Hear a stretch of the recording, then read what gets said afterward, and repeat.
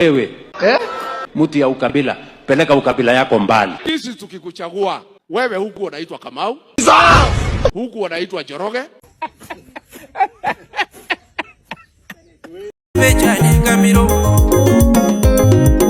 Karibu kwenye vijembe vya siasa, unaletewa nami Wanyama Dan. Haya, youth leader hapa naona umechemka moto sana. Unasema yeyote atakayeleta mchezo kwenye chama cha ODM tumbo lake litafanya vipi?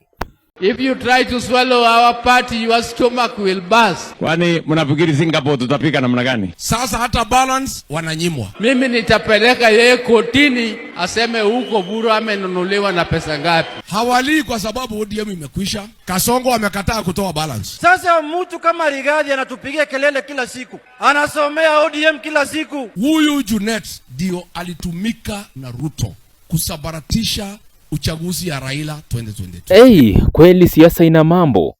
Haya, unasema tunaitwa nani? Wewe ni nani? Baba yako ni nani? Mimi ninaitwa youth leader Oburu Oginga. Nyinyi konjeni kwanza mseme majina yenu ni kina nani? Niseme nisiseme?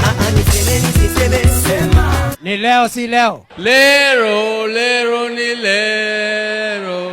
Wale watu ni bure sana. Bwana Sifuna, naona kweli unachemsha mambo. Unasema Ruto amefanya nini?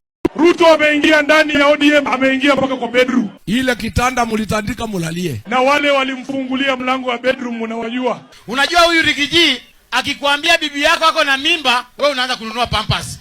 Usidoubt. Hata ukiwa kwa bedroom na msichana na kuambie mahali imefika imezidi, lazima uachie hapo. Lakini lazima tuwe kwa power. Amesema ndio nitoe balance. Lazima mtoe Sifuna. Hatufukuzi mtu until you remove Sifuna na muweke Ababu. Hatufukuzi mtu kwa chama. Sasa Ababu anangoja kuwa Secretary General ya ODM. Tukifika next year 2027, chama chetu ni lazima itakuwa kwa power.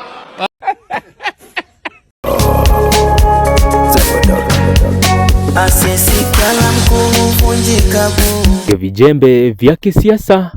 Jina langu ni Wanyama Dan.